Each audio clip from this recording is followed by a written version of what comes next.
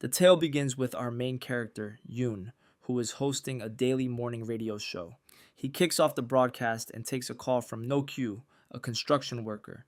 Yoon inquires about No-Kyu's thoughts on the disparity in tax payments between wealthy individuals and regular citizens. Unfortunately, No-Kyu fails to address the question appropriately. Instead, he voices his grievances about the electricity tax, prompting Yoon to hang up and move on to the next caller. Midway through their conversation, No-Kyu unexpectedly interrupts Yoon and the second caller.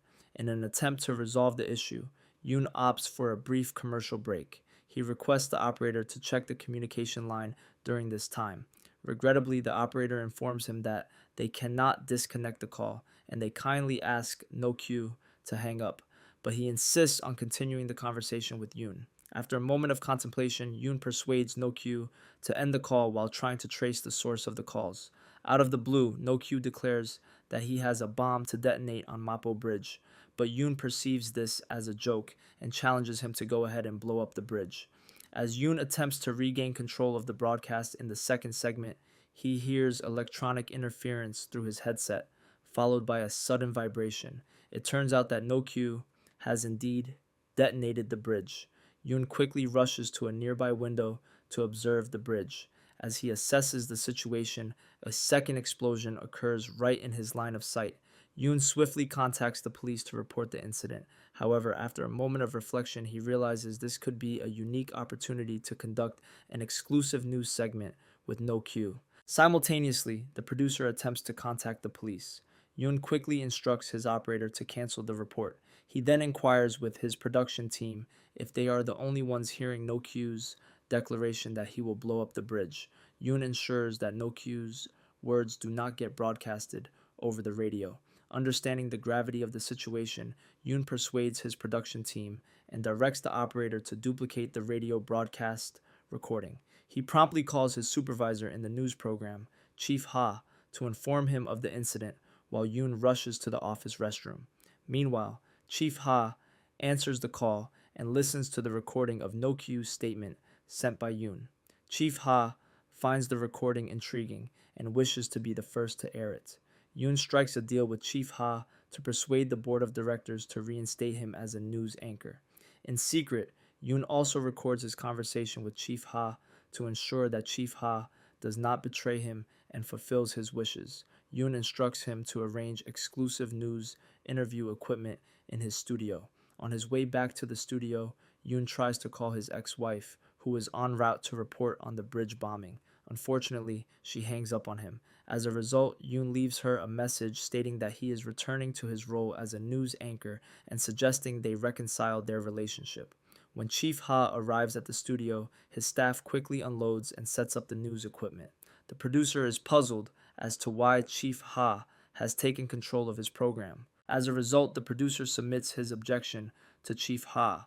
He expresses his apologies to the producer and informs him that the CEO and director have approved the abrupt change in the midst of his program. Upon hearing this, the radio broadcasting teams stormed out of the room in anger while running their hands through their hair. Just before the news flash begins, Yoon answers No-Kyu's calls. No-Kyu requests some payment from Yoon. In response, Yoon inquires about the purpose of the money, to which No-Kyu replies that it is for his investment since they will be receiving more commercials.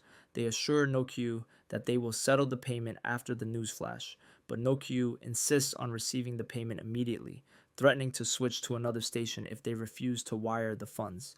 As a result, Chief Ha agrees to wire the payment up front so that the news flash can commence without delay. Yoon then questions No-Kyu about his main reason for blowing up the Mapo bridge in the news flash. No-Kyu explains that it is due to the deaths of 3 construction workers whose families have not received any compensation or apologies. To make amends, he instructs Yoon to obtain a formal apology from the president for the families of the deceased. No-Kyu also warns Yoon that he must comply with all his demands, but Yoon remains unfazed by No-Kyu's threats. Consequently, No-Kyu disseminates a recording of Yoon speaking ill of him and challenging him to blow up the bridge. This leads Chief Ha to summon Yoon into the operator room. Chief Ha questions Yoon about why he is challenging No-Kyu. Following this, he assigns rookie news anchors to take over the news flash. No-Kyu threatens to revert the news anchor back to Yoon, but she stands her ground. In retaliation, No-Kyu remotely detonates a bomb inside the microphone. As a result, her face has sustained severe injuries. As Yoon returns to his studio, No-Kyu informs him that he has placed a bomb in his earpiece that will detonate if Yoon steps outside the desk's range. He insists that Yoon must follow every single one of his commands. Consequently, Yoon feels an immense amount of pressure. He requests Chief Ha to postpone the news flash even further. In contrast, No-Kyu instructs him not to test his patience and continues with the news flash. Suddenly, No-Kyu detonates another part of the bridge, trapping his ex-wife in the middle while he makes a live report. Fortunately, his ex-wife remains alive and unharmed. Afterwards, No-Kyu commands him to invite the president to his studio for a formal apology within 10 minutes. Additionally, No-Kyu promises that if Yoon manages to do this, he will turn himself into the police. Chief Ha forbids Yoon from contacting the president, but he disobeys and calls the White House himself. A little later in the studio, the captain of the Counterterrorism Bureau, Park, arrives. He assists Yoon in staying calm and not reacting to every word from No-Kyu. Park suggests that he change the subject by discussing the current situation on the bridge. After considering Park's advice, Yoon describes the circumstances on the bridge, reporting that a car and all its passengers are trapped at the edge following the last explosion. Suddenly, a police commissioner enters the studio and demands that No-Kyu surrender to the police. Naturally, No-Kyu refuses to comply. No-Kyu pressures Yoon to dismiss the police commissioner, but the commissioner insists on remaining in the studio. He also ridicules No-Kyu's incompetence, to which No-Kyu responds with taunts, suggesting that the police commissioner is a suspect in a bribery case. As the police track the phone call, Park suggests to the police commissioner that he should stop talking and allow Yoon to take charge of the conversation. Unfortunately, the police commissioner refuses to relent. He publicly reveals No-Kyu's family background, mentioning that his son has received government scholarship funding. After enduring a lengthy mockery from the police commissioner, No-Kyu proposes that Yoon should yeet the commissioner out before he does it himself. Yoon cautions the commissioner by jotting down a note indicating a bomb is inside his earpiece. Sadly, it's already too late. The commissioner's earpiece detonates within his ear, ending his life.